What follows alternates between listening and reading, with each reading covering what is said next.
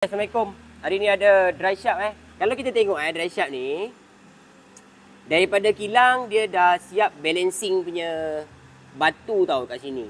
Jadi kalau kita nak buka, contohlah kita nak tukar dry shaft boot yang sebelah luar. Sebelah luar. Kalau kita tak buka kepala ni, kita kena buka banyak tau.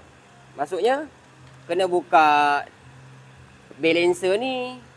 Lepas tu balancer yang lagi satu ni banyak nak kena buka. Jadi lagi satu, kita tak nak kacau kedudukan dia yang asal ni.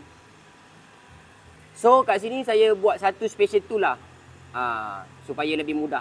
Okey, ni tapak itik lah orang panggil, untuk tarik hub keluar. Selain daripada tu, dia boleh buat juga untuk tarik kepala dry shaft ni keluar. Okey, macam mana? Okey, kat sini saya ada buatlah. Okey, ini adalah nut dry shaft nut dry shaft ni. Ini adalah nut dry shaft. Nut dry shaft untuk kepala dry shaft Pro 2 lah, senang cakap. Ambil dua nut ni yang sama saiz lah dengan ni. Ni masuk.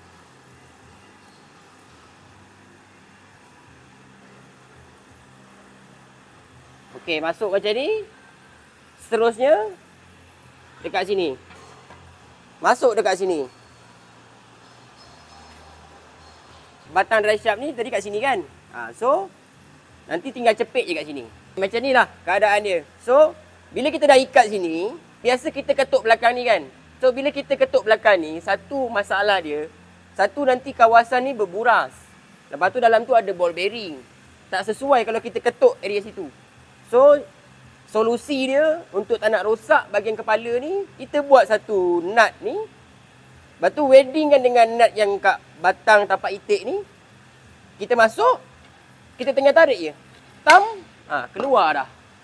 Macam itulah tutorial dia. Dry shaft ni nanti kita tukar boot dia. Sebab boot yang lama koyak.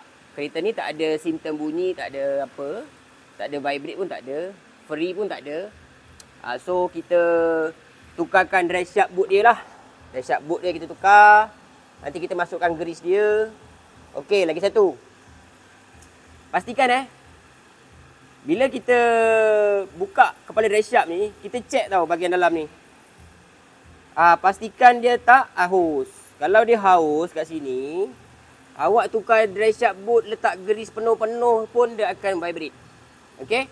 Jadinya kalau masih elok, kita boleh tukar dia punya boot. Kalau sini dah makan, dry shaft sebatang. Okey? So untuk kereta ni, dia di peringkat awal tau. Dia bocor sikit, dia terus buat. Jadi kita boleh selamatkan lagi kepala dalam ni. Jadi nanti kita pasang siap, kereta boleh keluar. Okey, itu saja. Assalamualaikum.